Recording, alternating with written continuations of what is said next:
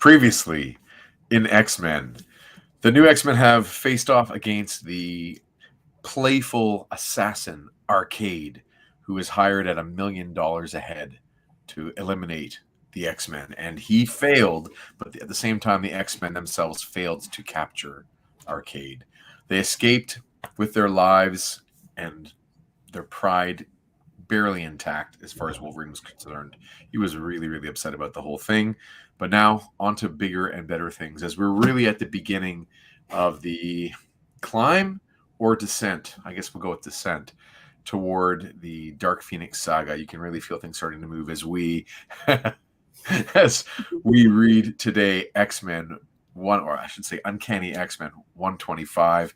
I am Jason Lapidus from Group of 7 Comics. My normal partner, Chris, is practicing his Wiccan ritual of a summer solstice bonfire with his family, which is a lovely thing for him to do. And I'm just kidding. He doesn't normally do that. It's just there happened to be a way.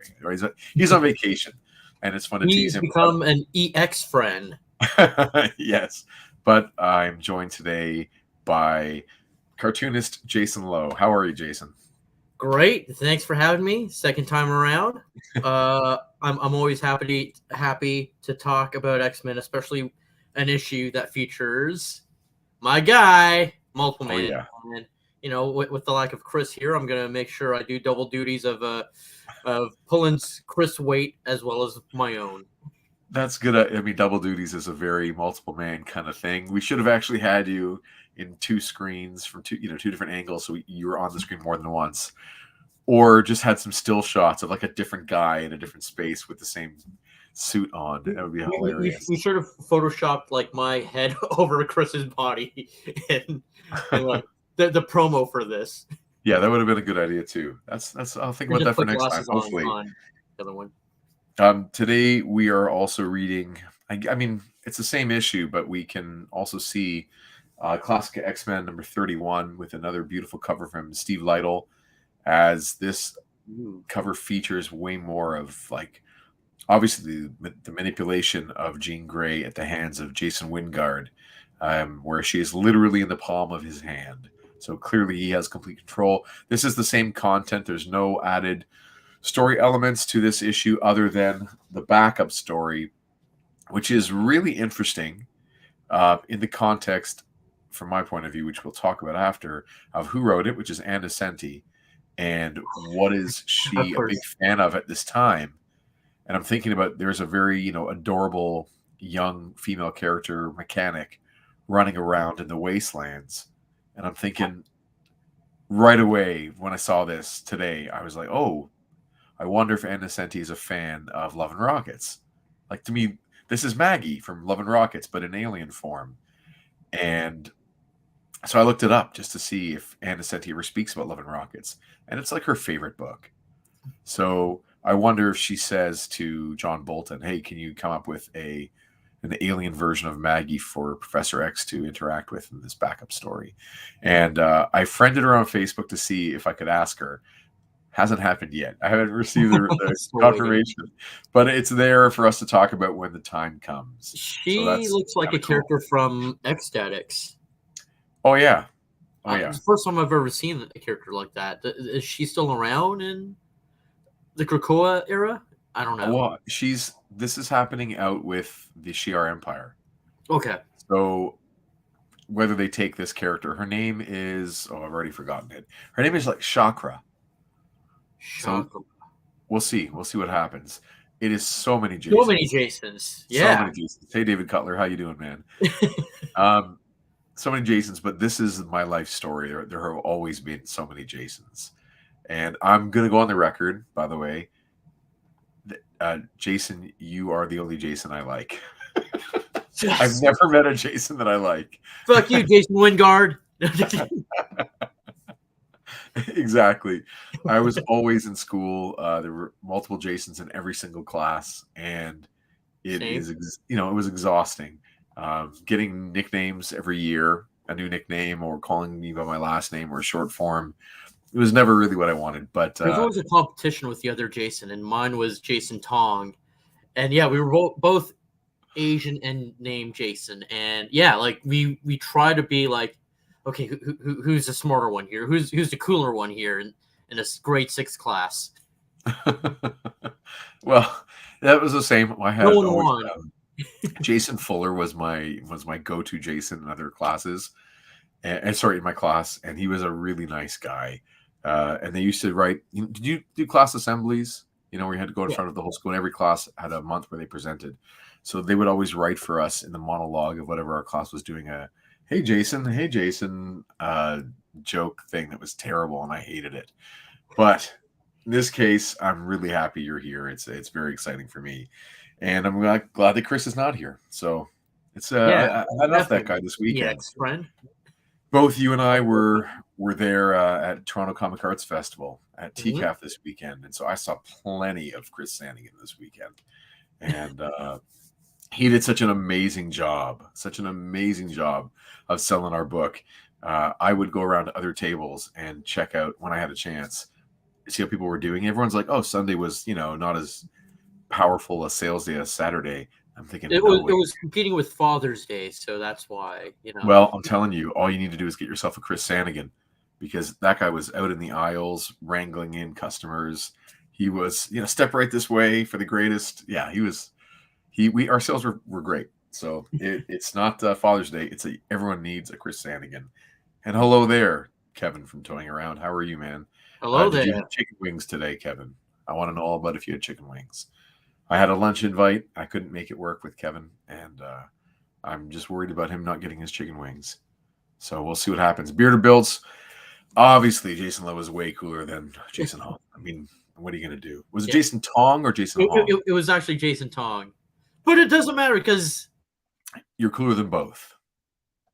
we're the only Jasons that matter in this stream right now.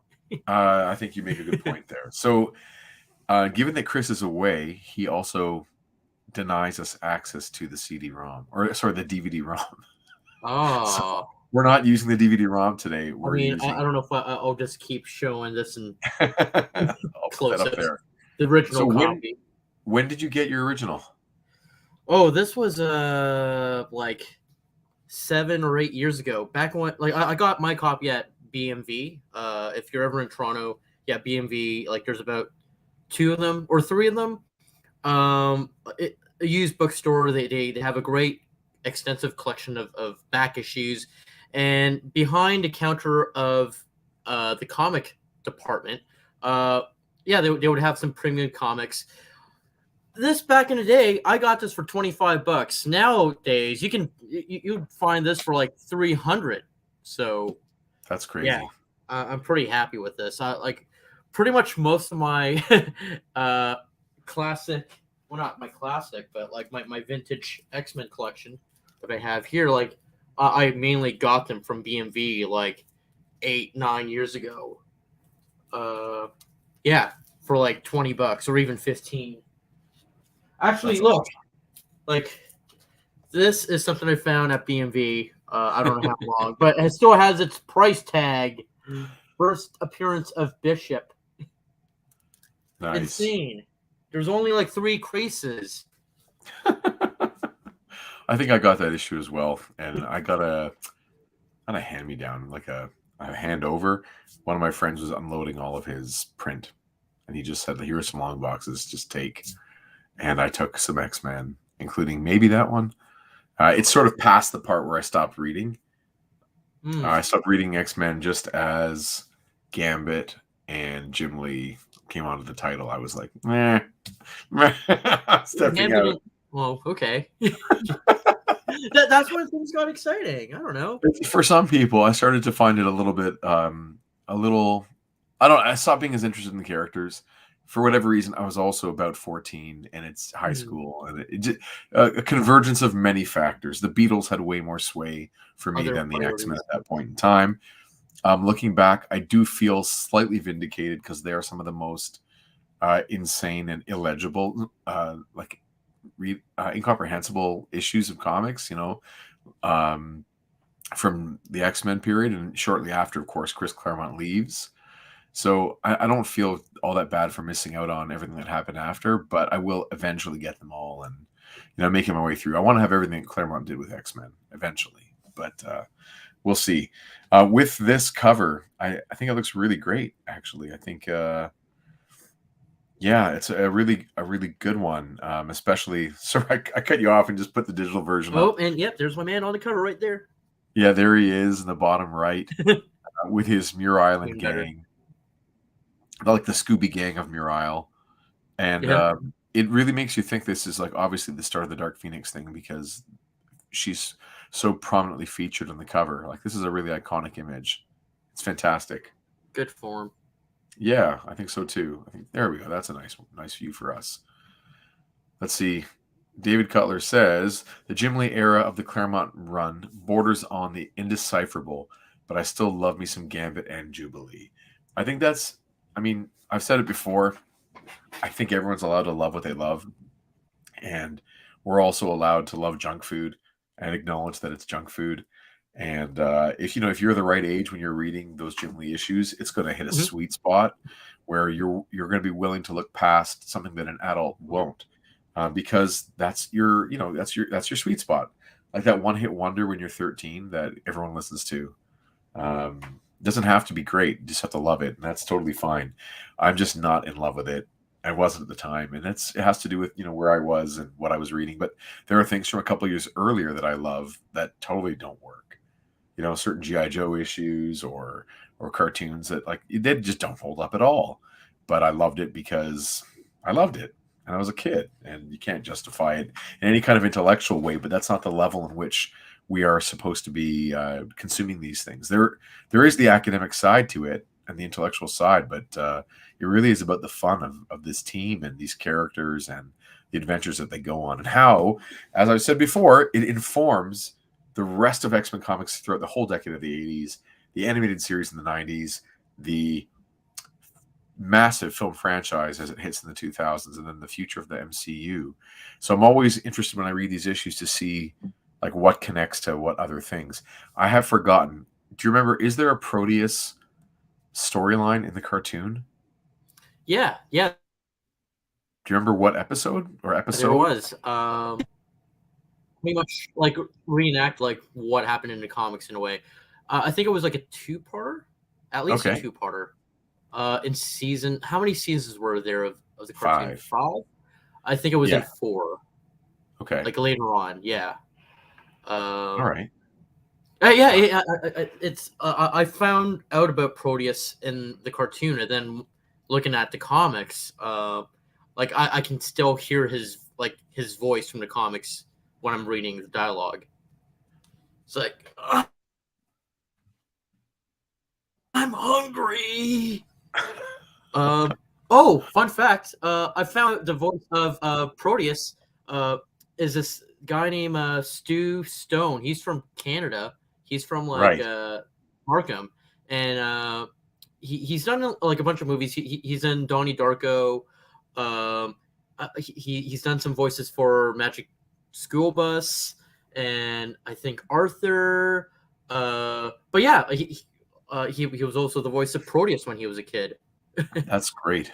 So the character is a child in the episodes. Yeah, I think he was at the Niagara Falls Comic Con.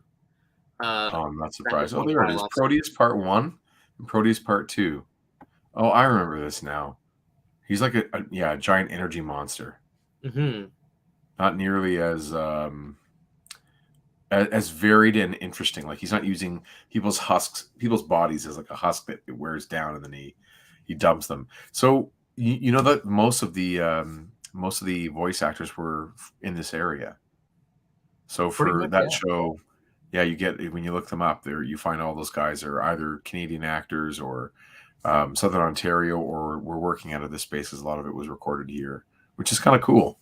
In Liberty Village, which is not far from where I live. Nice. Yeah. Nice. Yeah.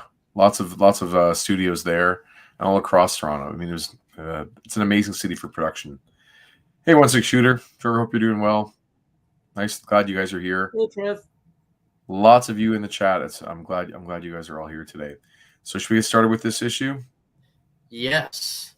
All Let's right. do this. Let's open the good book of the Uncanny X-Men, Claremont, chapter 125, The Gospel of Claremont. Yes, there's something awful on Muir Island. Lots of fun font work there. Once upon a time, there was a young woman named Jean Grey, a mutant, telepath, telekinetic, and one of the founding members of the Uncanny X-Men. Now, she is Phoenix. And for her, for those she loved and who love her, and perhaps for the entire world, nothing will ever be the same again. A little dramatic, but perfect. Yeah.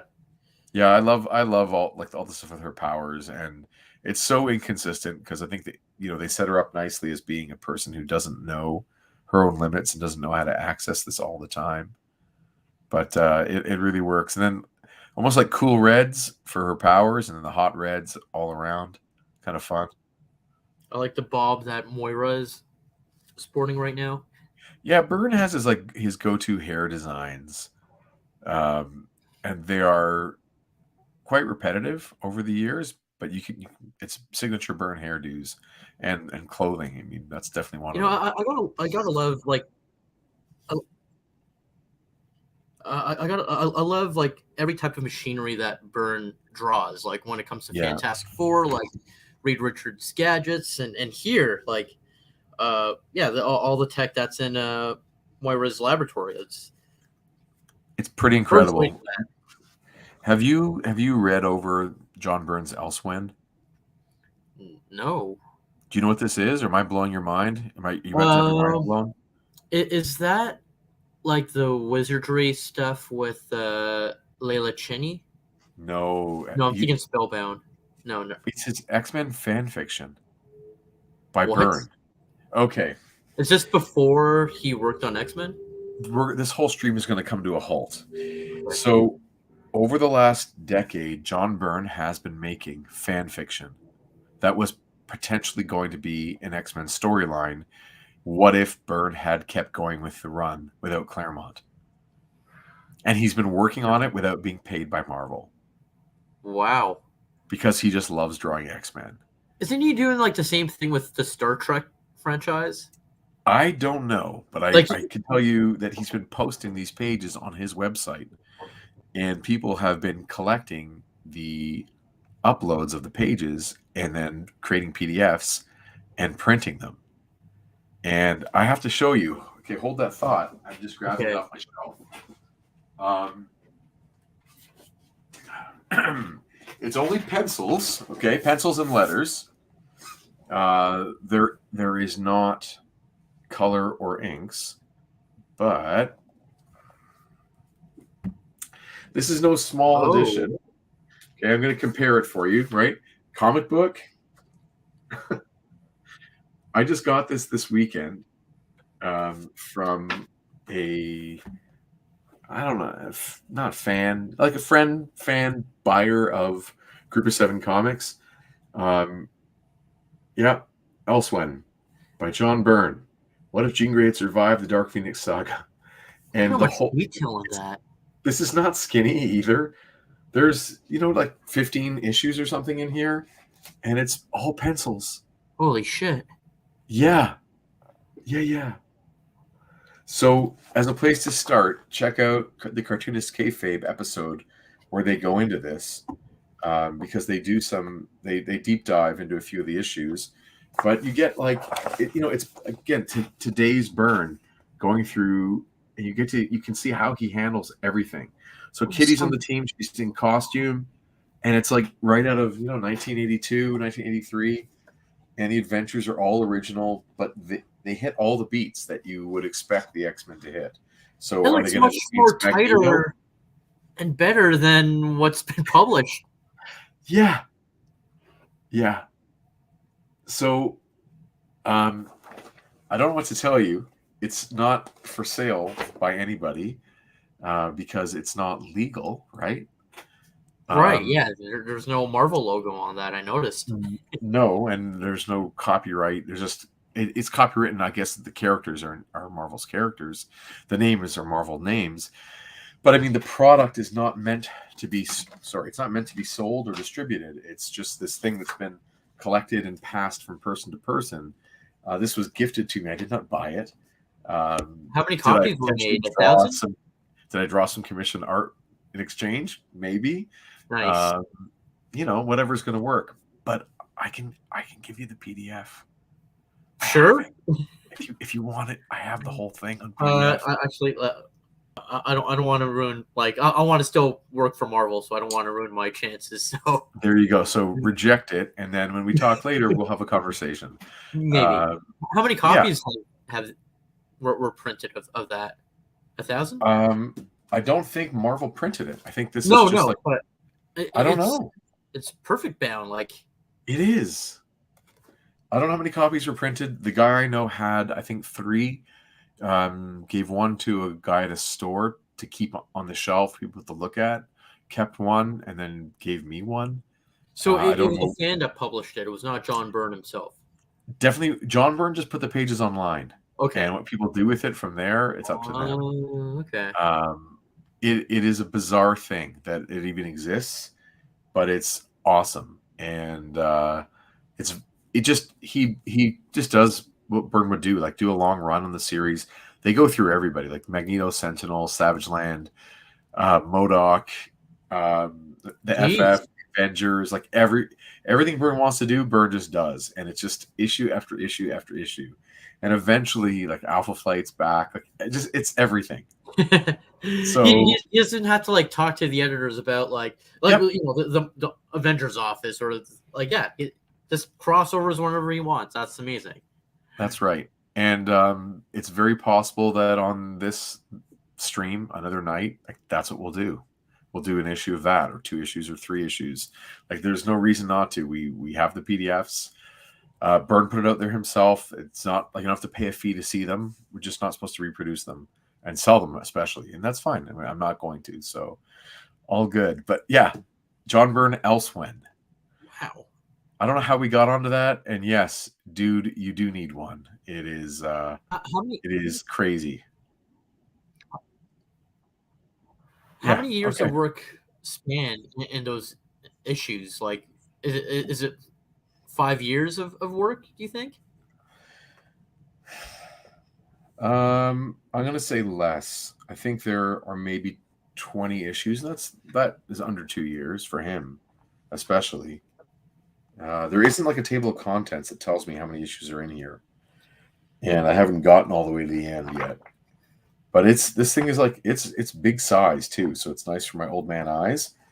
And I also have a small version of it that I printed myself when I got the PDF, which is now up for grabs. So I'm happy to share that with you if you'd like to take a look at the small one. But I think you want the big Nice.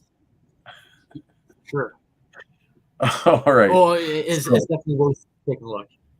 Definitely. Oh, it's the kind of thing where if I know that we're going to be in the same place, I'll just bring it so that you can look through. It is it's crazy. So Trevor says, I've lost my place on the thread it's on. It's confusing. Yeah, because the most recent one you find is the most recent page. So you have to go kind of read them in reverse, or the one page at a time. It doesn't flow very well at all. So I find I don't want to read it on his blog. But this is definitely the way to do it. Wild stuff. So here we go. His machinery. That's what we were talking about. It. Seeing his machinery in pencil. He is not faking it. It's not the inker alone. It's not Terry Austin. It is John Byrne. His style of machinery is unique and unbelievably translatable to the reader from his ideas. So it works really well. But there's Moira with her awesome goggles. This is Dr. Moira McTaggart, second only to Charles Xavier as an authority on genetic mutation. She's Scots, a Highlander born and bred, and she doesn't scare easily. Thank you for that. But today, looking at this woman she's come to love as the daughter she can never dare have, Moira McTaggart is afraid. Now, you want to read Gene, or do you want me to read Gene? Oh yeah, sure. How much longer, Moira? I hate to say it, but this is getting to be a real drag. You can power down, Gene. I think I've got all the raw data I need. How do you feel?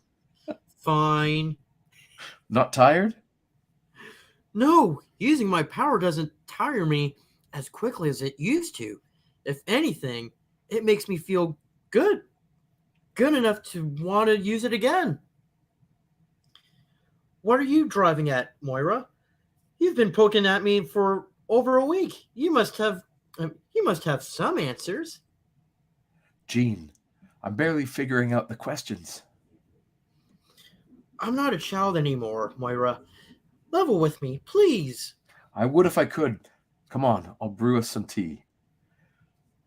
And behind them, unseen by either woman, light glances off something that had once been a man.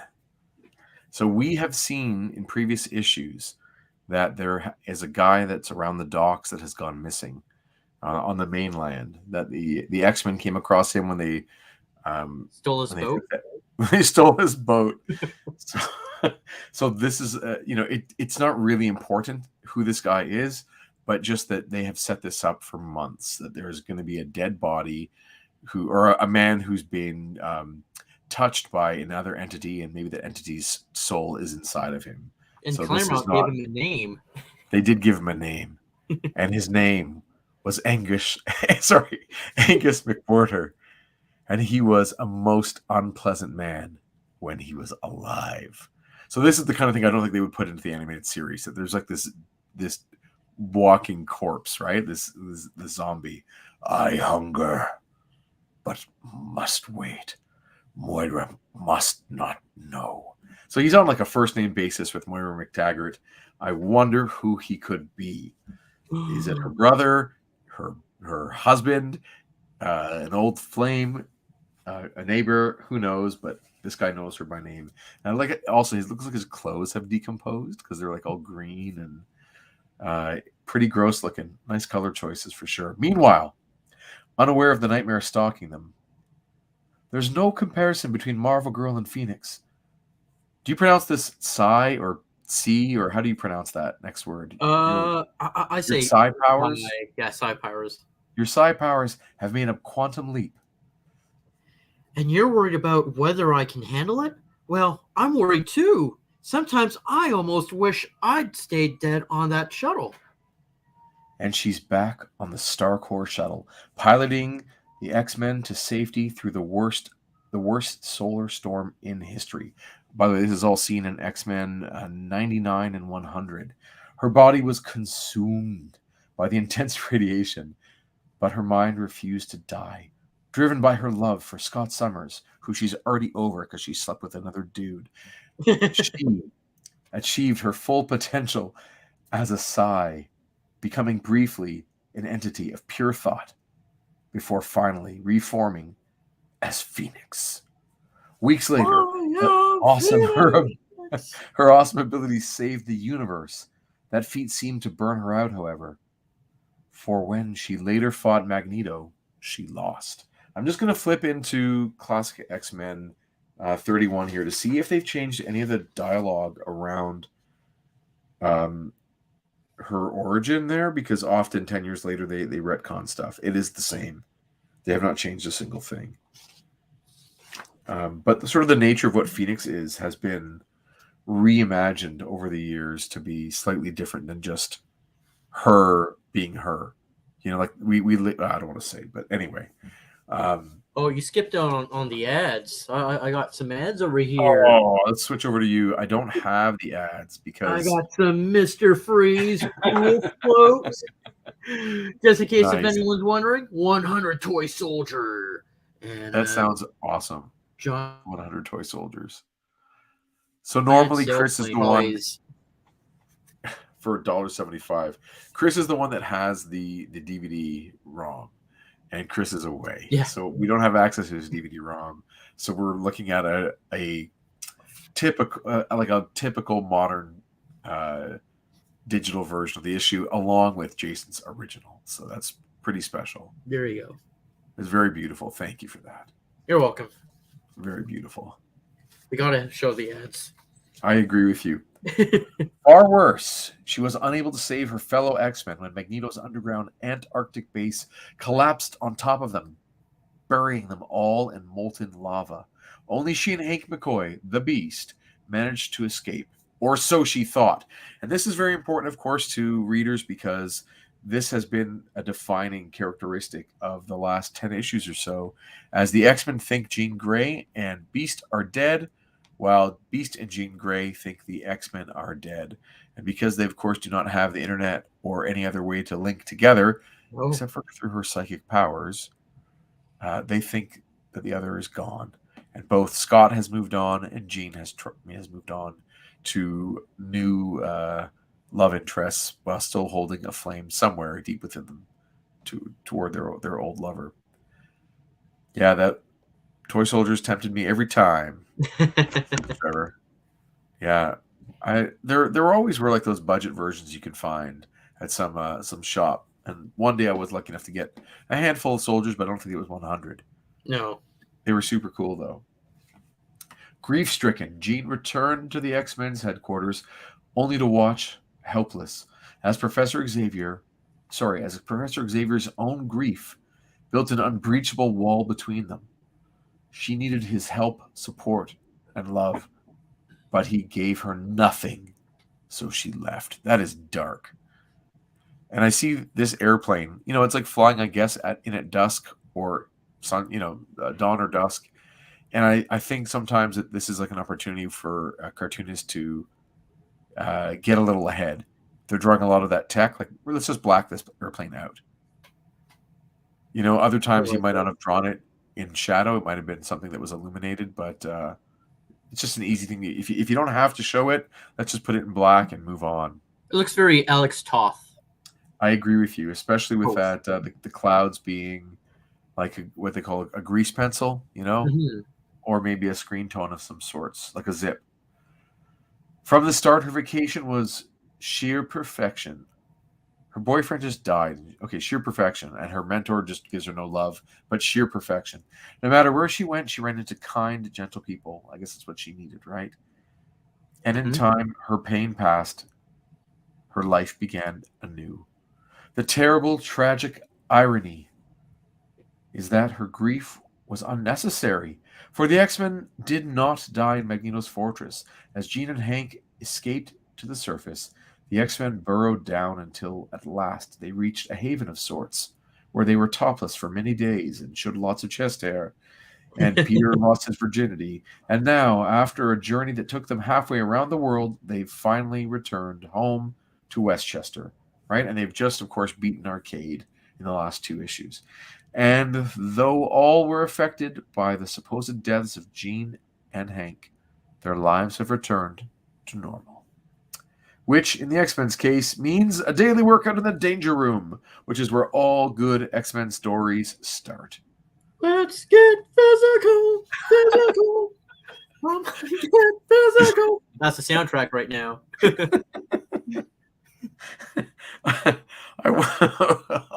That's a good call. Very much of the time. Okay, Colossus. Your problem is to get out from under that hydraulic ram before it crushes you. And you'd better hurry. Its force will double every 15 seconds. Need a hand, Petey?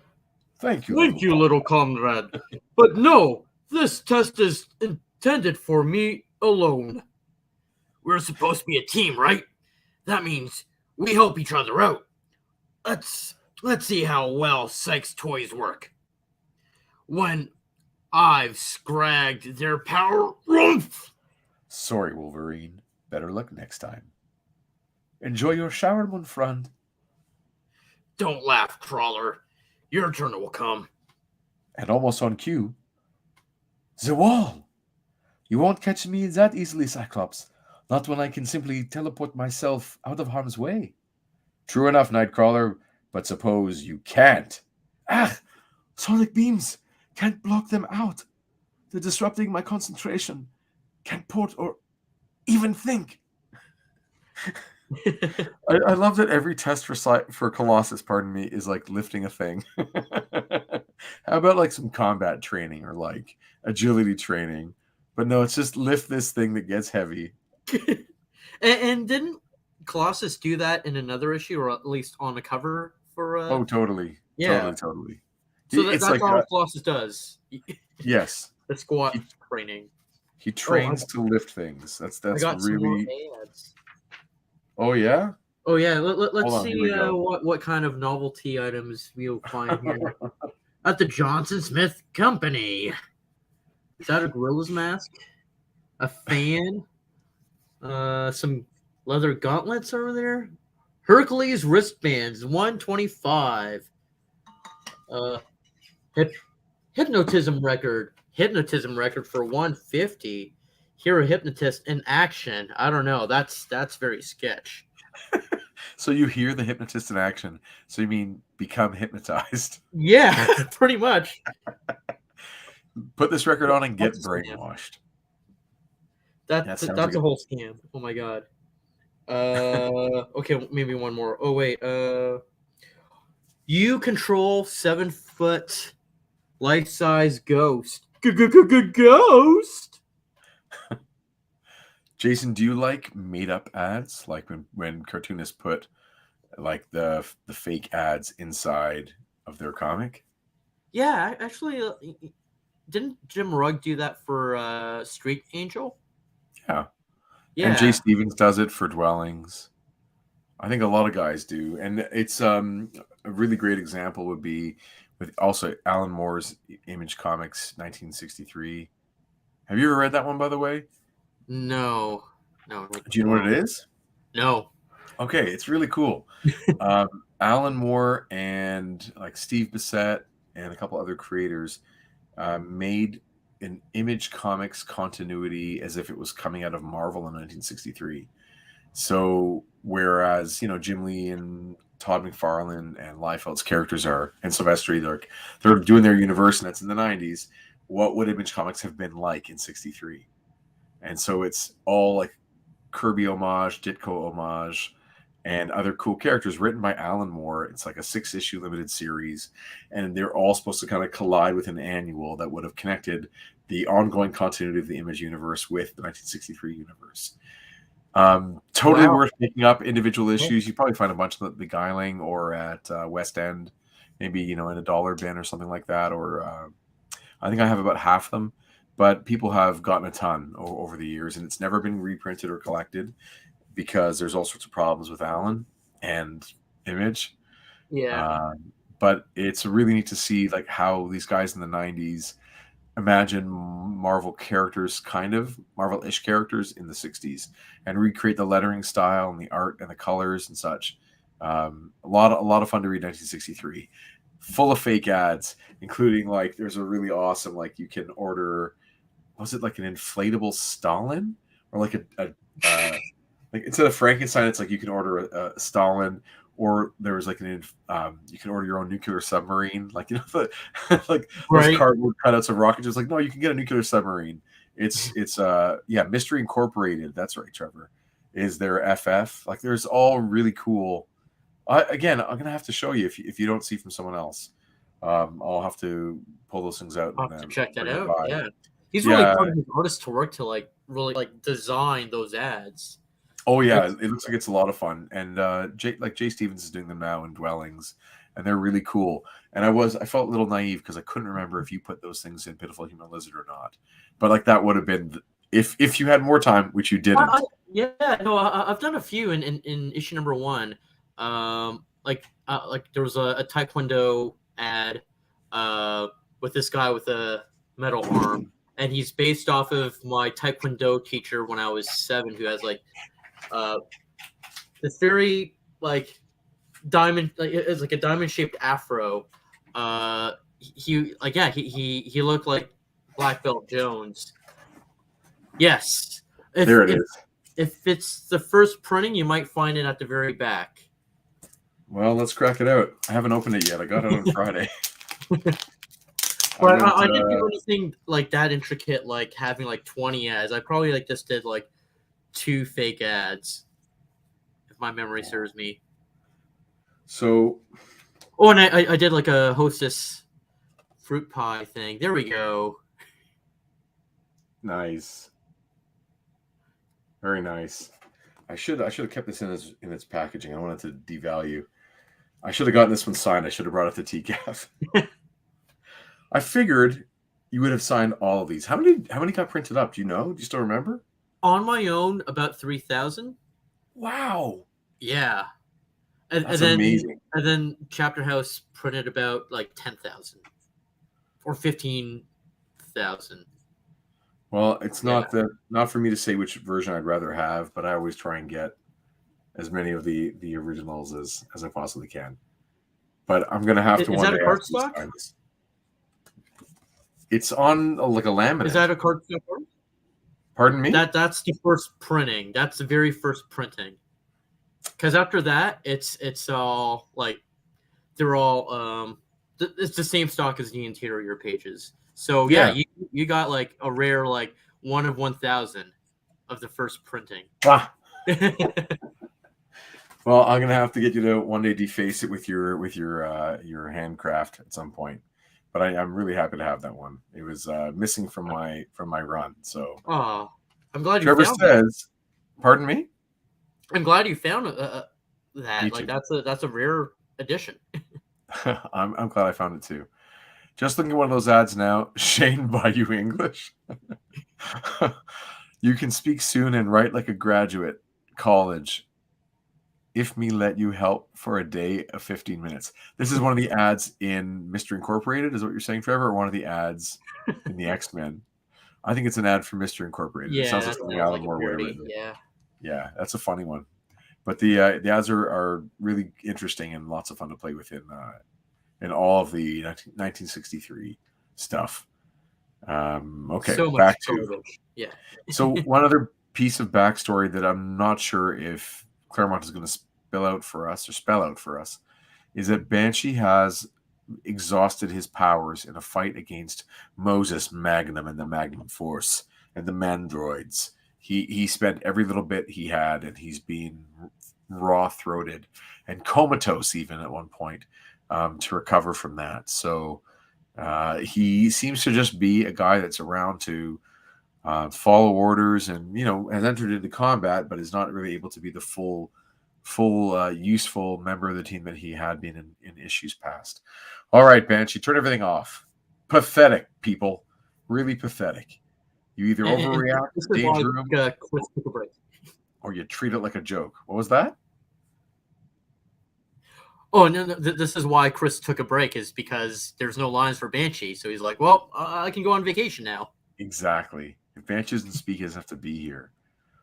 He tells them that they're pathetic. It's awful. For your information, Wolverine, and you and Nightcrawler are both dead, and you didn't help Colossus a bit. If I'm so dead, how come I'm still breathing? If this were the real thing... But it ain't the real thing. That's the point. It's a flaming game. I got news for you, Summers. Wolverine don't jump through hoops for nobody. He talks in third person. I didn't know that. Oh, here we go. I handled myself fine when I was on my own, and I can do it again too. Wolverine. I need a brew. You want me, Summers? You know where to find me. One of these days, Aurora. His manner is occasionally irritating. Ha! You're all such strong and strong-willed individuals. I doubt you'll ever mesh effectively as the original X-Men. What a dick. I'm not even sure that's a desirable goal anymore. No. But we've got to be better than we are. We're good, but we've also been real lucky. And our luck can't last forever. I always like, the tension with Wolverine and all that stuff. And I do like this panel where he's pointing, and losing his cool at Scott. I wish they had have managed the word balloons better so that it wasn't on his chest. We use that space above him a little bit differently, or maybe, I don't know, spread it out a tiny bit differently so we get the full drawing of the character. But that's a great pose. I feel it. His anatomy is still like my default when I think about drawing the human figure. It's still John Byrne is the template from which I improvise. I love that rug detail on his arms. Oh yeah, totally. David Cutler says, I love Cyclops so much, but he's so hard to defend in the Claremont run. Agreed. Agreed. Got that right, Buster. The thing that I think makes him so interesting for me in this run is the way he looks. I love the way Byrne draws the shadows and the muscle. It also that told me that you can draw on when you want something to be dark. You create the highlights by creating these pools of black, and I just find the definition is amazing, really, really good, Mister Wolverine. You're a Mister. Interlude. 1,000 miles above the earth, a square mile of rock swings toward the sunrise, hidden from prying eyes by some of the most sophisticated electronics systems ever created. This is Asteroid M, the home of Magneto. Magneto. Ever since his battle with the X-Men beneath Antarctica, he's been here, nursing his wounds, regaining his strength, refining his plans to become master of the world, watching memory tape 017, where it shows the first encounter with the X-Men, almost recreating that cover from X-Men #1. Yeah. But with Angel holding a pipe of some kind and no Iceman, because yeah. And Magneto is wearing, a cool robe. That looks good. But the bottom half of his costume. I like the lining of his robe. Yeah, looks good. Stripes. Yeah. I have a crazy thought. Tell me what you think of this. Okay. A whole generation of fans love Byrne and Austin and their art on this run of X-Men comics. Mm-hmm. We all acknowledge that Claremont writes a lot.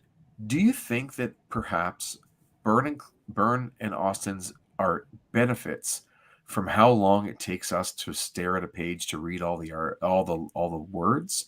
Like, we spend more time on each page and absorb more of the art because we're reading more from Claremont. Do you think there's any connection there, or is that just nonsense? I mean, like, there's definitely lots of weight in the art that Byrne and Austin put on a page. For like, sure. Just look at all those buttons that in the command center. Like, what do they all do? Who knows? But you can't like rush through an X-Men comic because there's so much reading to do, and maybe because you can't really rush, you actually see like the artwork gets absorbed more. But if this was a wordless comic, like, we would never stare at pages as long.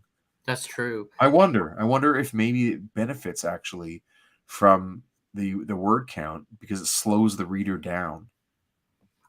I gotta say, this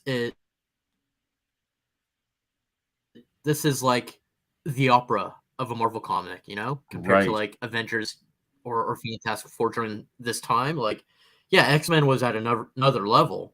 Yeah, it's meant to be like really, really appreciated. Yeah, it's like you can read this with a glass of red wine. That's true. It's sort of like the higher art form within the run of within the line from Marvel. Abruptly, the image on the screen changes. Sorry, the image on the screen before him changes. Magda, how? Oh, I see. The memory circuits have accidentally cross-connected. Magda, my late wife. I'd almost forgotten how beautiful you are. How deeply it hurt when you ran away from me. But that was long ago, when I still believed I was only human. I am older now, and I've learned my lessons well. Soon all the world will tremble before my power. But Magneto isn't the only one with plans afoot this morning. What a beautiful... Dun, dun. Just like seeing the image of Magda fade away it's just heartbreaking but beautiful at the same time. Yeah, and of course she looks just like Scarlet Witch. Mm-hmm. Which I guess all Byrne drawings, of men and women look very, very similar. I like how the memory circuits have accidentally cross-connected. I love that idea that like somehow that's a thing. Memory circuits. Memory stickets. For in the town of Stornoway, in the outer Hebrides Islands near Scotland's. Whoop! My computer is doing something. It's updating. Shoot. Do this later, computer. Well, for now, maybe put it onto my camera because I got some ads. I didn't lose anything. I just there we go. It just jumped away for a second. But let's see your ads. I got super shirts. Ooh. And oh, hey kids. Oh, well, I guess some popsicle sweepstakes. Okay, cool. But look at those vintage tees. Yeah. An Iceman t-shirt. You can get one of those back in the day. I would like that Spider-Man one or the Hulk. Darth Vader and a Battlefield Galactica. Ooh. Neat. And Definitely. Kiss. Yeah. Can't forget about Kiss. I try. All right. You never saw villains acting so casual pre-burn. Like Mesmero, the Mesmero pose like 15 issues back. It's so great to see them acting like regular dudes while dressed like nutcases. Yeah. That's true. Like it, yeah. The downtime is such an interesting part of these comics. You know, seeing characters do what they do when they're not being maniacal villains. So, but just sitting back and watching tapes of your old dead wife or your wife before she ran away, or your adventures with the X-Men, etc. Yeah, it's very interesting. I agree with you. That Mesmero pose is huge. They all got makes me think of like Marshall Rogers' drawing of Joker and Neil Adams' drawing of Joker when he comes back. You know, when they revive that character and he's all very, very lean and animated in the way he sits, even, and the way he walks around. And like, I think that informs a lot of how people saw villains or drew villains moving forward after that.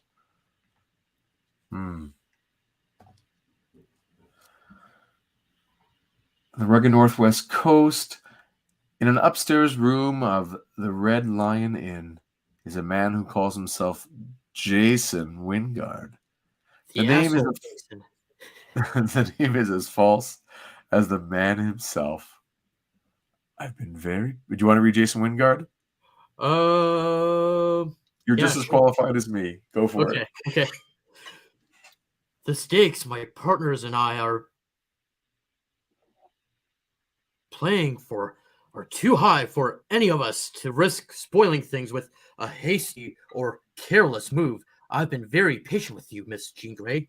You don't know it, my dear, but I've been by your side ever since you left the safety of Xavier's mansion. First on your flight to Europe, in the guise of a roly-poly priest. Pardon me for prying, miss, but is anything the matter? And later, in many faces and forms, I tried to fill the emotional void within you until I came to know you better than you know yourself. Though you've met me as Jason Wingard only once, you instinctively trust me. Soon, that trust will turn to love. And as easily as I mold this mental image of you, from the day you first met the X-Men, to your original Marvel Girl garb, to the older, wiser Marvel Girl, to Phoenix, and finally to the Black Queen. So shall I mold you, Jean Grey, until the day the Hellfire Club claims you for its own. This is like way back in the run. Like this is way ahead of what's coming. It's really exciting that you really get a sense that things are coming together like pieces in a puzzle, and every issue adds more and fills in the picture, and we're getting a real sense of what's coming. So we know that prophecy. It's deep, dark stuff, and really cool. Nice job on Jason Wingard, by the way. He's such a jerk. I also love that they talk about filling the void. Like Claremont can't resist. Gene? It's the emotional void, but he still says he's like, fill the void. Yeah, not to Not too vague on those innuendos. We kind of know exactly what he's talking about. Oh, sorry. Go ahead. You want to read Lorna? Go for it. Yeah. Oh no, you be Lorna. I'll still be Jean. Okay. Jean. Hey, Carrot Top, rise and shine. Huh? Oh wow. I'm sorry, Lorna. My mind must have wandered. I'll say, you went spacey right into the middle of a sentence. I was starting to get worried.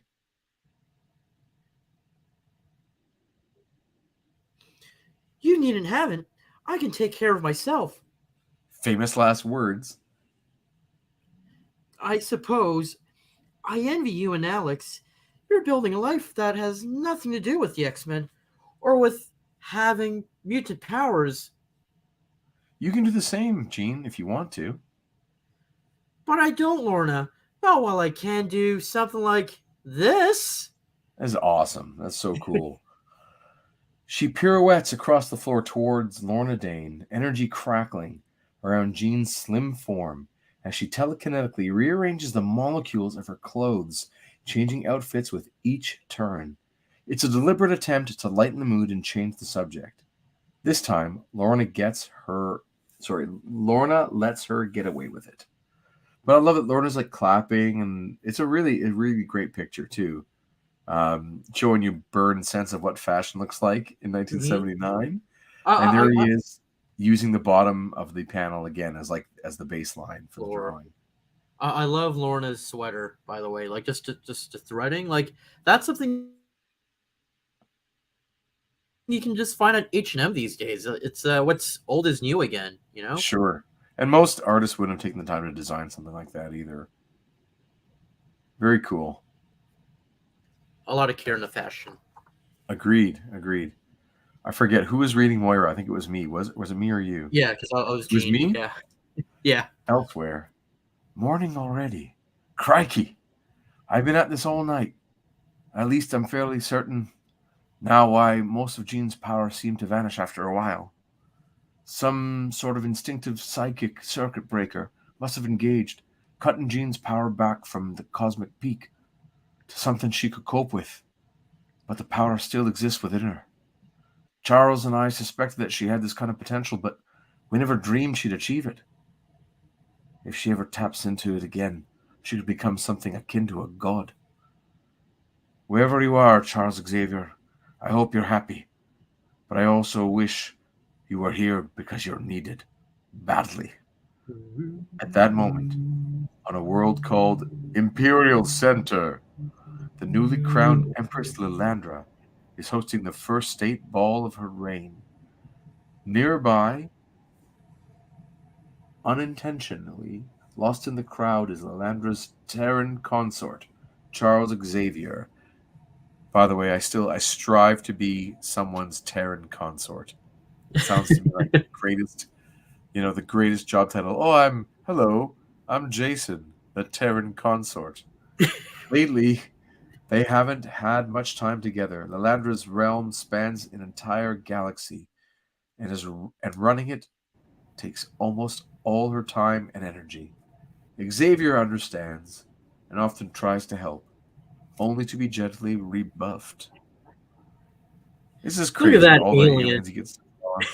Yeah, that one last alien with the like massive upper body, the giant fat wide pecs. Wow. Yeah, and isn't this a Green Lantern? Is his name Salak? It looks like one. Oh yeah. Almost that guy on the far left. Yeah. Smoking the hookah or whatever he's doing. Every time I hear Lorna Dane, I want a cookie. What does that mean? What does it mean every time I hear Lorna Dane, I want a cookie? Is it the way she's being read? Like the voicing or her name? I don't understand, but that's funny. There's Charles scooting away on his little yellow hover chair. Do you want to read Xavier? Yeah, I could try him. Okay. Everyone here except Lilandra. Sure, I'll try. I mean, you've been doing lots of reading, so I feel bad. You do a better voice for Xavier, but Oh, don't worry about better. I'll do it because you're okay. you're being cool. I'll do it, but it doesn't mean I necessarily do it better. Do you want him British or American or something in the middle? Do it very you know, somewhere in between, kind of like a Westchester accent. Yeah, sure. Everyone here, except Alandra, treats me like some sort of village idiot. But perhaps by their standards, I am. The Omega file, please. Events happened so quickly back on Earth that I never had the chance to debrief the X-Men after they saved Alandra. She said this tape contains the whole story. Setting himself in his hover chair, Xavier begins to read of how his X-Men fought to prevent the unleashing of a force known only as the end of all that is. That force was a neutron galaxy, held in check by a series of interlocking stasis fields. But the fields were breaking down, dying. The universe was facing its final hours. Then miraculously, Phoenix flew into the heart of the energy matrix with the help of the X-Men's spiritual help, knitted the stasis fields back together again. And Charles Xavier sees more. All this Charles Xavier sees and more. Virtually single-handed, Jean saved everything. My God. My God! For all her natural ability, Jean is only human. Actually, she's totally not human. I doubt even I could control such power. She couldn't possibly. I must return to Earth at once and pray I'm not too late. Here's a good question. Do you think Xavier's look here helped inspire the TNG uniforms? Kind of looks like Picard. I mean, come on. Look at that. And I believe in the last issue that we saw Xavier, he looked kind of Trekish too. I'm wondering, and I bet you we could really find out if we push. Very strong coincidence, but yeah, I mean, look at that full circle. Like totally Xavier inspiring the look of Patrick Stewart's uniform, and then Patrick Stewart playing Professor X. Yeah, that is crazy. And then here we go. Then we're back. So he says he wants to go back to Earth. Of course, that's good storytelling. Takes the reader back to Earth. I've got to tell Jean the truth about what I know and what I fear. She's an intelligent woman. She'll face the future, the choices she may have to make. But if she knows the real score, what's this underfoot? There's a good skitch noise, because, when you step on something, it usually sounds like a skitch. Skitch? What did she step on? Like a tooth? Oh, let's yeah, there's like a kernel or something. It's a gold tooth, but whose? An intruder's. But how did he or she manage to lose a tooth? Unless I found it right in front of Mutant X's cell. No, that's impossible. The cell door reads sealed. The sensors register him inside. I'd better make certain. No, don't do that. That's when you want to know if someone's inside their cell, you don't open it to see if they're there, because they always will escape. Oh my gosh. At Moira's touch, the palm lock disengages, and the cell's massive steel door slides open to reveal... No! Oh no! Outside the lab building... Warning, Jamie, Alex, it's back to the salt mines for me. See you at lunch. Well, you look at her, Alex. Not cold or anything. I'm wearing a parka and I'm freezing. She's showing off, using her telekinetic talent to manipulate her body's metabolism. Let me start that over again. She's showing off, using her telekinetic talent to manipulate her body's metabolic levels and counteract a cold. She seems to be flaunting her powers more and more these days. That's not like Jean at all. See, that's quite an assumption, I have to say. It also could be that she's just warming the air around her. Like she's got a force field that keeps the cold. Like like she can change the temperature of the air. I'm sure with all that power. He's assuming something very complicated. I don't Yeah. know. Never open the cell. Prime to the First says, "Yeah, Prime, you are right. Never open the cell." And a sketch? Yeah, you know that sketch anywhere. It's arcade. It's uh, got to be arcade. Are you doing Gene? ooh. I am. We also Al- don't have to read all of it if you don't want to. no, I'm good. Yeah, no, I Okay, mean we're almost there anyways. So agreed. Alex should shield his thoughts better. That last one stood out like a sore thumb. He's right though. I am showing off a little, and why not? In public, I'll conceal my abilities, but alone or among supposed friends, I'll dress and act as I darn well please. Oh, there's no need to make a federal case out of this. Alex is just concerned about. Hold it! Moira's thought patterns, they're chaotic, terrified, something's wrong. I'd better get to her fast as Phoenix. I love these 3 panels though. Like I love the effects on her skirt just to make that pattern. Mm-hmm. Give it a bit of a tartan thing, get her colors to be like her Marvel Girl colors. So when she, it's on her mind, it's on our mind as a reader that that she is that character because you can't always tell who's who sometimes. So you keep them in their iconic colors, and then get her in the shadow, going into that space, and then the force field around her and the transformation. I think it's a nice triptych kind of there. That's a set of 3, really cool. Definitely. I wonder what's going to happen. Hmm. What is Madrox doing, by the way? Moving He's some wearing stuff. some kind of metal rod, so, or maybe it's like a tent pole. Maybe. Maybe, I don't Surprised know. he's doing it alone. They should play with his powers a little bit. Have a bunch of those guys. I think that's just John Byrne being lazy. Good point. If he I mean, loved he's Madrox, drawn a he'd have lot. more. He's drawn a lot, so I'm giving. I mean, True. True. yeah. True. Can't pick up any specific images from Moira, but things must be pretty hairy to bring her this close to panic. I've side scanned the entire lab. So far as I can tell, Moira and I are the only ones here. Supremely confident of her ability to deal with any crisis, any threat, Phoenix races around a corner into a world gone decidedly mad. What has happened to me? The lab, it's gone. I'm in some kind of 18th century Regency mansion, and I'm different too. Desperately, she reaches out with her mind, but her psi powers only confirm what her senses have already told her. What she sees, what she feels is real. This is crazy. It can't be. 1,000 questions flare in Jean's brain, but she never has a chance to find the answers. Oh! Oh, that's also her line. Yeah. Ambush.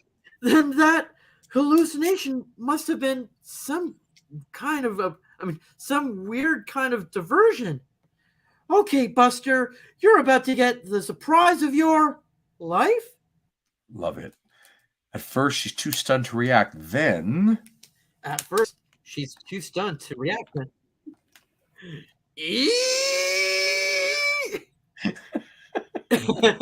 Oh no, that's Jean Grey, right? yeah. Alex, that scream! It's Jean, come on!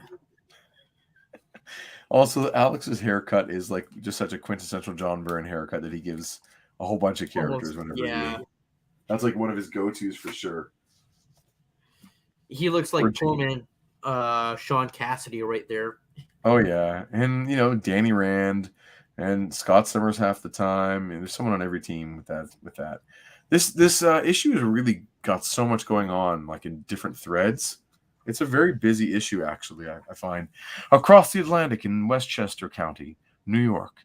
It's around 2 a.m, an ungodly hour for anyone to go visiting.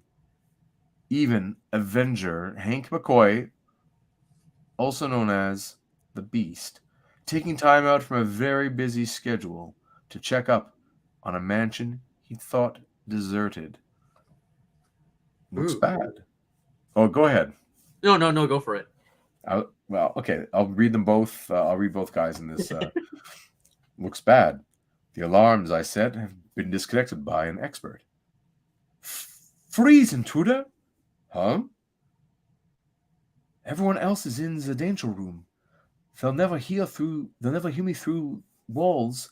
They'll never hear me through its soundproof walls. I'll just take care of this problem myself.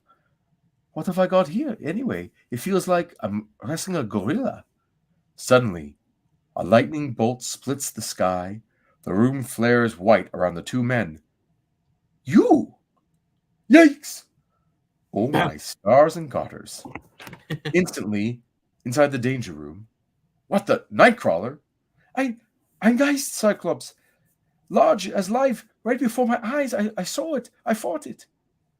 Fought what, friend Kurt? A ghost.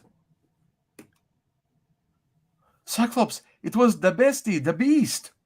Let's go. Whatever Kurt saw, it's an intruder, so let's not take any chances. Storm, come with me. Colossus, back us up. All right, no false moves or... Hank? Is that really you? Scotty, you're alive. But this is fantastic. How did you escape? Jeannie got me out. Jean? Alive? Jean? The woman I've not mourned all these issues? I've kept asking myself why I'm having no feelings of loss. I'm dead inside? That Jean? You betcha, boss man. When Magneto's roof fell in, she formed a telekinetic force bubble around us and shot us up to the surface. We thought you were killed. Boy, is she ever gonna be surprised. The next few minutes are somewhat hectic as everyone compares notes, and the Beast explains why the mansion was locked up, where Professor X and Jean have gone. Scotty, you okay? I don't know anymore. Yeah, Hank, I'm fine. Sean, is the Blackbird ready to fly? Oh, his one and only line. Go for it. To Muir Island, boyo. Anytime. I'm not gonna. All ye have to do is say the word, and we're on our way. Not without me, you're not. I wouldn't miss this reunion for the world. Look, I just want to return the Quinjet and let Jarvis know where I'm going. Wait for me, okay? No problem. I'll call Moira and let her know we're coming. And an ocean away on Muir Island. Bring. See, that was the ringtone back then. Every phone had the same setting. They all downloaded the same ringtone, and it sounded like a bell ringing. Bring. They all downloaded the same ringtone. Yeah. There's only one ringtone available for download. Jamie, what are you doing? Oh, yeah, thank you. Jamie, use your cloning power to create a squad of duplicates of yourself. With them, our research can cover the entire lab. Alex, the phone. Whoever it is, Lorna, they'll have to wait. But it's our special transatlantic line. I'm going to answer it. If it's Professor X or the Beast, and if things were as serious as Alex fears, we could use their help. Ring. So again, for those younger viewers out there, this object, it's purple in the foreground. That is a landline. That is a rotary phone. And you can find one on the interweb to see pictures or buy one in a vintage shop. They're very, very heavy. Yes. They're heavy and they're beautiful and they work beautifully. I love them. I miss one and I want one. All right, moving on. Muir Island Research Center, Lorna Dane speaking. Have a cookie, Trevor.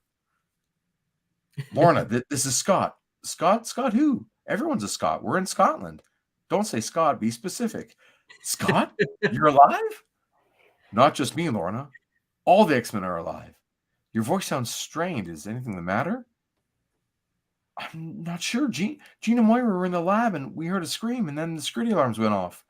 Jamie Madrox and your brother, Alex, are at the lab. Remember, your brother, Alex. We have to be specific. Look, how soon can you be here? Using the Blackbird, a couple hours. This may be a false alarm, Scott, but I'd feel a whole lot better. Human, I need you. Scott, what is it, lad? You've gone pale as a sheet. It's Lorna. I heard her scream. And then Wi-Fi went dead. Then the line went dead. Next issue. How sharper than a serpent's tooth? That's an odd title. How sharper than a serpent's tooth? So the big mystery is there's someone inside the house, and the phone went dead, and the X-Men are on the wrong side of the ocean. Very exciting stuff.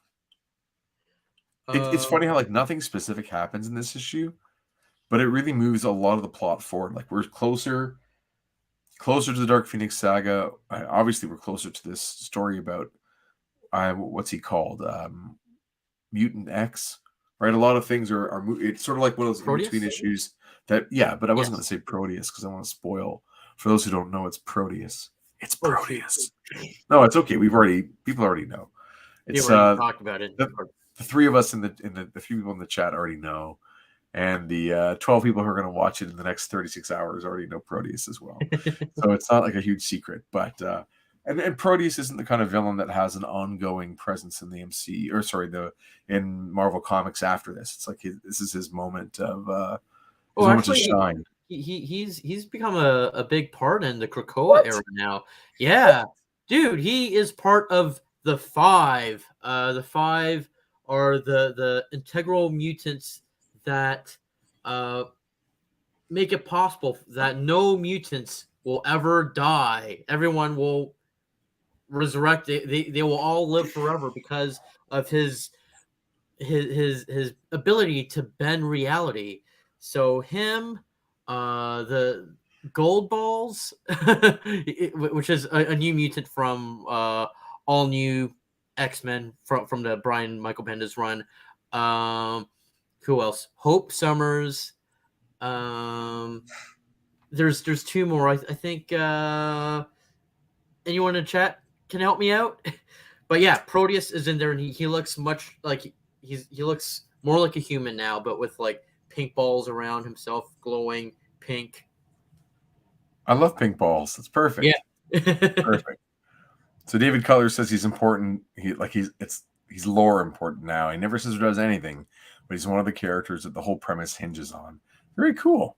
Mm-hmm. There, David says Elixir and somebody, Eva Bell or Eva Bell, Prodigy. Cool. I got to get around to reading all the modern stuff eventually, but it's taking me. I made up a word. I made up a word a couple of years ago, and the word is "keiner Lesson von Buchenmachen." It's a German compound word that means basically can't read because I'm too busy making. Okay, fair. And cartoonists understand this. Each comic book creator I know has a stack of books they're supposed to read from some of their closest friends. And they haven't even gotten through those books yet because they're busy making comics, which takes up so much of a person's time.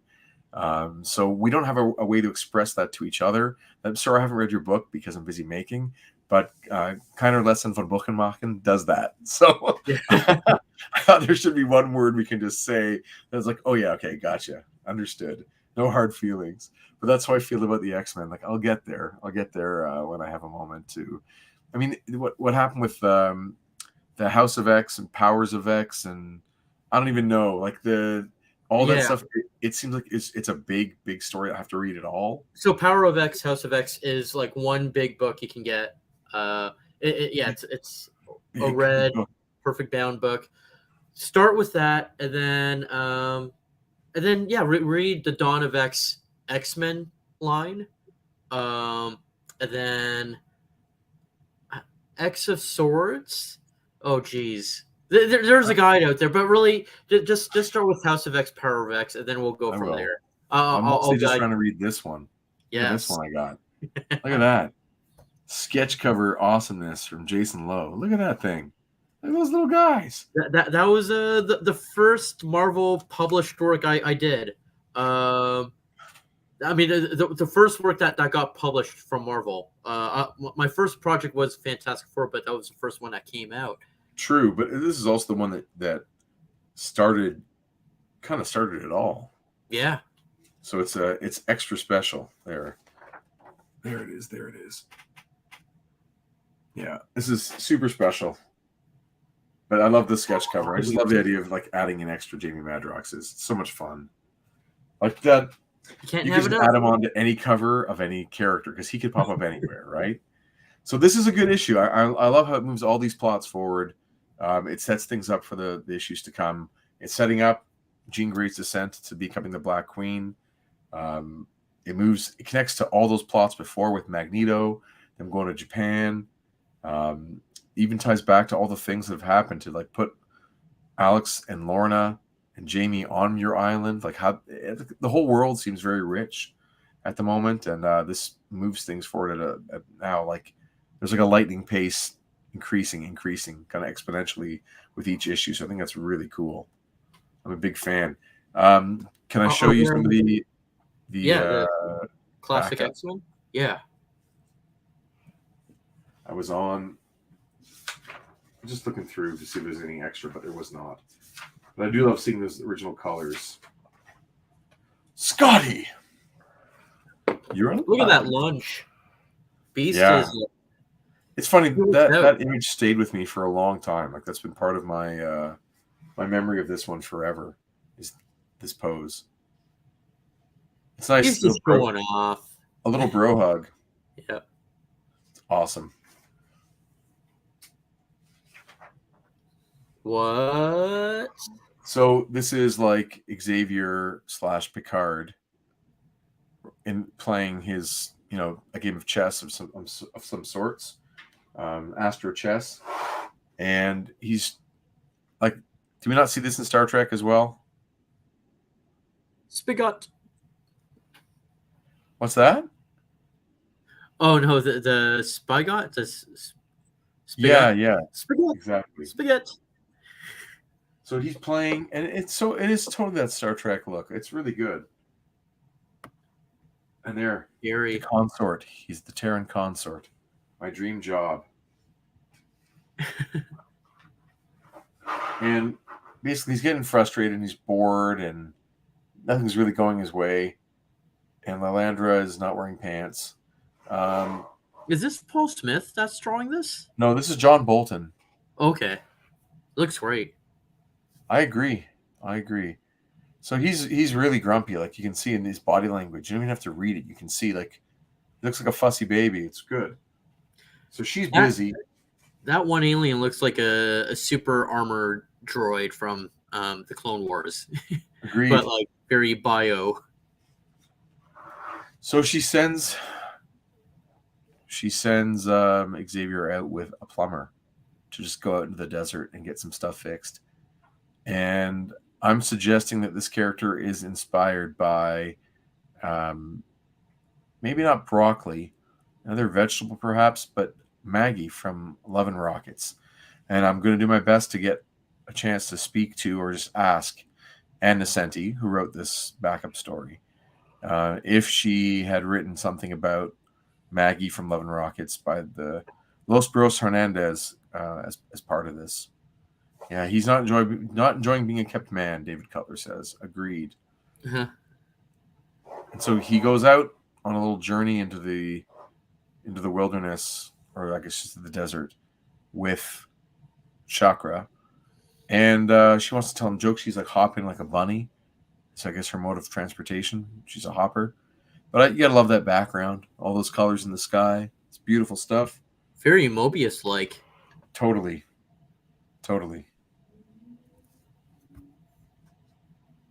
And Xavier is bored, but they have one of those classic encounters where like someone's full of life and has a philosophy about things. If the person's all down on life and could use an emotional boost, and she brings something to the table and helps him see things a different way. And by the end of it, his mood has changed. He sees something amazing. Right, like a Northern Lights type phenomenon, and you can see his mood is completely shifting. And they fix a small problem together. And her outlook rubs off on him. And the idea is that, like, yeah, go with her because she fixes things. So in this case, she fixed his spirit, and he just feels better. And that's her. What a great illustration right there.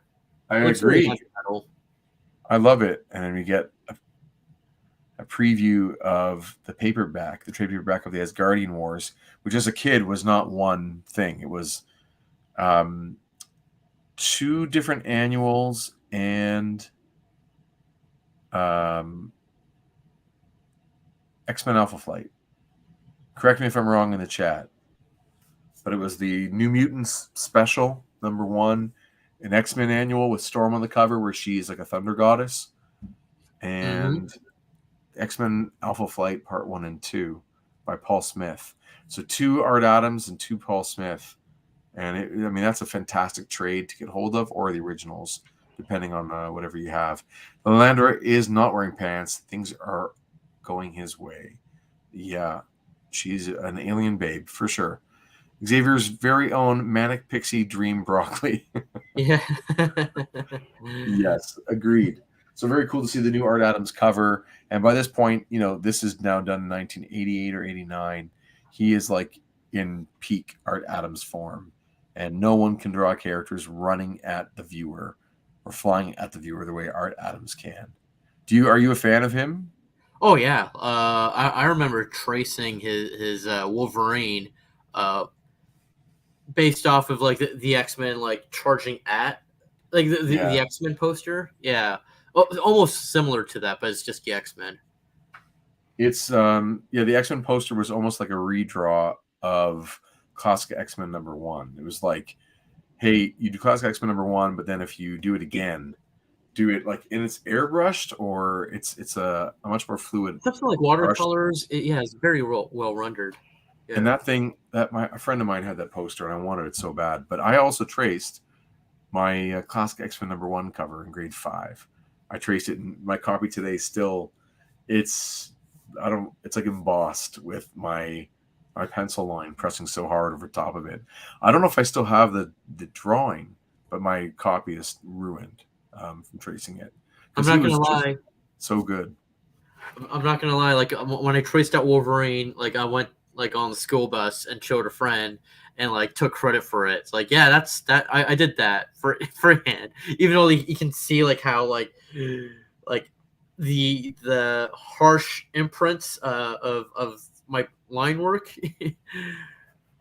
I think we all did that at some point. Yeah. We were, happy that we were able to at least copy and see if we could get away with it. Like, see, can I convince this other 10-year-old that I can draw that well? Yeah. And if it works, maybe I'll continue drawing and practice some more. But I don't think there's an artist out there who didn't once take credit for as a child something as a child really create. Yeah, as a kid for sure. Prime to the First says I still do that. Yeah. What? Busted Prime right here on this amazing show. We can call it if you like. I mean, it's 10:30. It's a good 90-minute stream. It's been really great having you here and having everyone in the chat. So thank you guys for hanging out with us. My 10-year-old called me out yesterday. Nice. What did you end up drawing that they saw? Like, was it and with a name like Prime to the First, is it like Transformers? I'm interested to find out what it is that you drew. And you've got a keen 10-year-old there. So congratulations just for that. That's pretty awesome. Jason, what do you have coming up next? This weekend, you are going to be... I'm going to be at the Gotham Central 10th year anniversary. I'll be there Saturday from 11 to 5. I think it runs like at 7 p.m. or something. There's going to be like wrestling going on. There's like 50 artists at Artist Alley, so I'm one of many. Jason Fabok's gonna be there. Another Jason. There's gonna be some sweet deals going on. It's gonna be a big event. So yeah, make your way to Mississauga at Gotham Central, and also on Monday there's a very special surprise, very celebratory surprise that you will find in Marvel Unlimited. That is done all by me. Check it out, and I'll tell you later after after the stream. That sounds good. Well, that's exciting. So people can check that out on the Marvel Unlimited app, Mm-hmm. where you have been creating X-Men content. Yes. And you have tricked Marvel into allowing you to create Jamie Madrox in your image. I can't think of any other Marvel character out there that has been shifting toward the way that their creator. Okay, I've got one. Jack Kirby in The Thing. Oh yeah. But Yeah. he never looked like Kirby, but he embodied Kirby. You know, and the cigars and the mannerisms, his attitudes. But when he was Ben Grimm, he doesn't look like Kirby, like when he transforms. But you've made Jamie Madrox look like you. And now when like the next person draws Madrox, they're gonna draw you. Possibly, hopefully, fingers crossed. Hopefully. And you will be immortalized for generations. They're gonna be like, how come he looks like this? You're like, oh, because of this guy. Exactly. Jason Lowe. How did that ever happen? That's insane. It's Well, such a fun thing that you did. It's such a love letter. Taking a page off of like how Sandman kind of looks like Neil Gaiman back in the day. Well, Neil Gaiman and Robert Smith, but sure. No, there. I mean, in his coif and all that, there's a lot of obviously in the clothing, Robert Smith, but in the like the face proportions, there's lots of Neil Gaiman. Oh, for sure. Yeah, that's very cool. But it was his character, though. Like, you know, so it makes sense. It's his baby. Yeah, that's true. That's true. You've personalized this character, which is an awesome thing. Any events after the Gotham Central party next weekend? And then you'll find me at Fan Expo. Yeah, I'll be at Fan Expo. I have a table there. August something. I don't know exactly the dates. I think it's the weekend. Like August 20 something. Yeah, something. But I mean, any events out of town and throughout the year or no? I'm gonna be checking out New York Comic Con as well.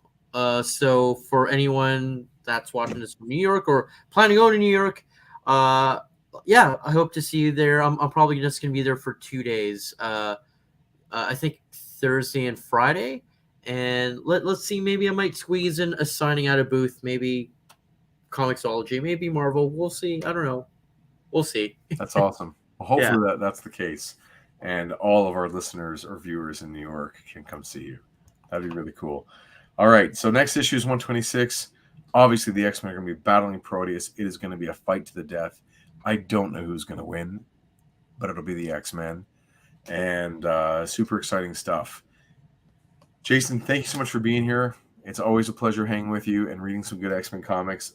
You've given me lots of voiceover work to consider working on for next week. Got some good pointers from you as to how to handle Jean. And I got to do an impression of you to get Madrox as he continues to pop up, hopefully in many more issues to come. Any closing words for those in the chat? Oh, well, I mean, yeah, thanks for tuning in. And yeah, thanks for having me, Jason. Anytime. Hopefully, yeah, like I'm happy to be back again because, yeah, like this is always fun. And I think this was great that we actually did a straight read through from like word to word. We didn't skip a beat. I enjoyed that too. It was a lot of fun. I should plug Group of 7 Comics, my clashing color schemes there. You can get our stuff at group of7comics.ca, and that is, of course, 7 with the number. Most Secret Tale is our first trade. Issue 7, the first part of Peregrines is there. Peregrines, the obstacle course is there. The new volume, Peregrine's Londinium, is not up for sale yet there, but if you just email us, we're gonna, can do that. I picked up myself a copy at TCAP from you. It's great. I love it was quite an experiment you guys had there. I loved it. Thank you. I'm glad you enjoyed it. And of course, issue 8 is coming momentarily, so keep your eyes out for that. And then we'll be headed down to SPX in September, which is wild. And there should be a couple issues, new issues for that. So either way, you can find us on our socials. You are at Jason Lowe Draws. No, Jason Lowe makes comics. Jason Lowe makes comics. Well, At okay. TikTok and I'm Instagram. Jason Lowe makes comics on Instagram. I'm at Jason Lapidus Art. Other than that, guys, it's been so much fun, and we'll hopefully see everybody next week. Stay well, and read more X-Men comics. I don't know what to say. To me, my X-Men. See you later, my X-Friend. Good. Go away, my X-Men. From me.